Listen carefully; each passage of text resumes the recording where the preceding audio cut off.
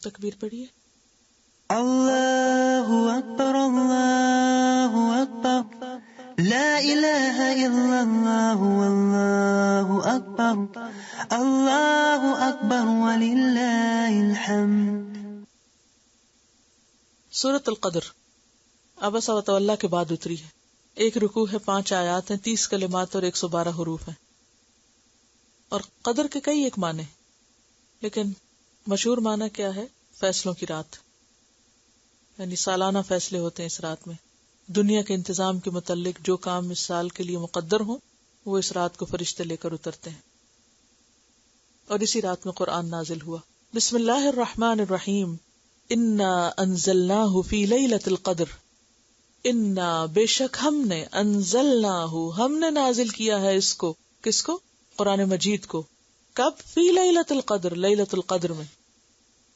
اور لیلۃ القدر رمضان کی راتوں میں سے ایک رات ہے، کیونکہ دوسری جگہ پر آتا ہے شہر رمضان الذی انزل فیہ القرآن. رمضان وہ مہینہ ہے جس میں قرآن نازل ہوا. اور سورۃ الدخان میں بھی آتا ہے انا انزلناہ فی لیلۃ مبارکۃ انا کنا منزلین. اور وہاں پر یہ بھی بتایا گیا کہ فیہا یفرق کل امر حکیم امرا من عندنا، کہ اس رات ہر حکمت والے کام کا فیصلہ کیا جاتا ہے اور وہ ہماری طرف سے حکم ہوتا ہے. تو انا انزلناہ فی لیلۃ القدر. اور عام طور پر اردو میں اس کو کیا بولتے ہیں؟ شب قدر. اردو میں قدر کا ترجمہ قدر ہی کیا گیا ہے، ورنہ قدر کے کئی ایک معنی ہیں. قدر و قیمت بھی، عزت، تقدیر، مقدار. تو عزت والی رات کیوں ہے یہ؟ کیونکہ اس میں ہر نیک عمل کی یا نیک بندوں کی قدر کی جاتی ہے، کئی گنا اجر زیادہ دیا جاتا ہے. وہ آتا ہے نا من قام لیلۃ القدر ایمانا واحتسابا غفر له ما تقدم من ذنبہ. اور قدر یقدر، تقدیر کا کیا معنی ہوتا ہے؟ کسی معاملے کی تدبیر کرنا، اور تقدیر کے لیے بھی آتا ہے. ابن عباس کہتے ہیں کہ اس رات میں سال بھر کی آنے والی باتیں عالم بالا میں مقدر اور معین کی جاتی ہیں. کسی کا مرنا، بیمار ہونا، رزق کی فراخی، تنگی. اور پھر یہ بھی ہے کہ اس رات میں کثرت سے فرشتے زمین پر اترتے ہیں، کیونکہ آگے آ رہا ہے وما ادراک ما لیلۃ القدر. اور کس چیز نے واقف کیا تجھ کو کہ لیلۃ القدر کیا ہے، یا کون بتائے تجھ کو کہ لیلۃ القدر کیا ہے. لیلۃ القدر خیر من الف شہر. شب قدر 1000 مہینوں سے بہتر ہے. یعنی وہ ایک رات ایسی ہے کہ جس میں 1000 مہینوں سے بڑا کام ہو گیا، یعنی قرآن کا نزول.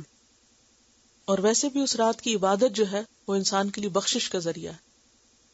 جیسے آتا ہے نا من قام لیلۃ القدر ایمانا واحتسابا غفر له ما تقدم من ذنبہ. تو جس کو یہ رات نصیب ہوگی وہ بہت خوش قسمت ہے. حدیث میں آتا ہے حضرت عائشہ فرماتی ہے کہ نبی صلی اللہ علیہ وسلم جب آخری عشرہ ہوتا تھا رمضان کا تو اپنا تہبند کس لیتے اور راتوں کو جاگتے اور اپنے گھر والوں کو بھی جگاتے. بخاری اور مسلم کی روایت ہے. ایک اور حدیث میں آتا ہے کہ حضرت عائشہ فرماتی ہیں کہ نبی صلی اللہ علیہ وسلم آخری عشرے میں جتنا مجاہدہ کرتے کسی دوسرے وقت میں نہ کرتے، یعنی بہت زیادہ عبادت کرتے تھے. اور حضرت عائشہ نے پوچھا تھا نا کہ اگر کسی کو لیلۃ القدر نصیب ہو تو وہ کیا پڑھے، تو آپ نے کیا دعا بتائی تھی؟ اللہم انک عفو تحب العفو فاعف عنی. یہ رات ایسی رات ہے کہ تنزل الملائکۃ، اترتے ہیں فرشتے. تنزل اصل میں تھا تتنزل، یعنی اترتے رہتے ہیں، یک بعد دیگرے اترتے چلے جاتے ہیں، اور اس کثرت سے اترتے ہیں کہ زمین بھر جاتی ہے. فرشتوں کے لیے جگہ نہیں رہتی زمین پر، ساری زمین کو ڈھانپ لیتے ہیں. تنزل الملائکۃ والروح، اور روح بھی اترتے ہیں.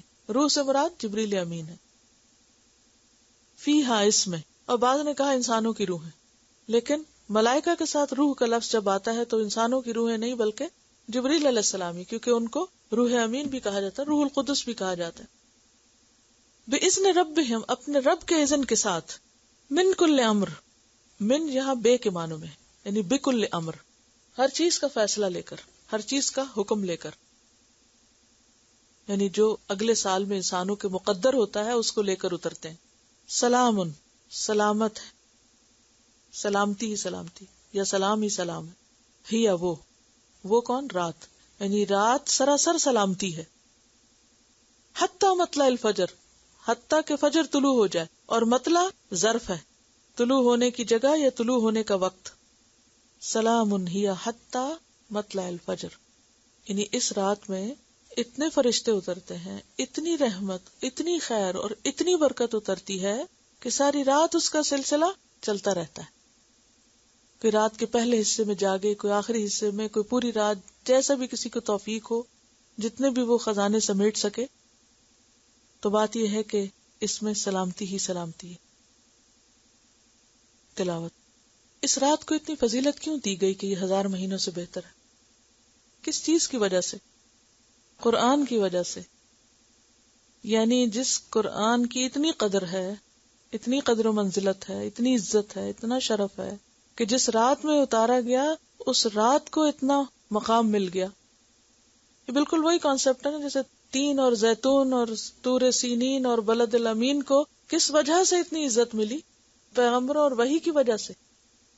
3 بڑی کتابیں یہاں اتری، ایک جگہ انجیل، دوسری جگہ تورات، تیسری جگہ قرآن. تو جگہیں بھی کس وجہ سے معزز ہو جاتی ہیں کہ ان میں کام کیا ہوتا ہے. مسجد کیوں افضل ہے آپ زمین سے؟ کہ وہاں عبادت ہوتی.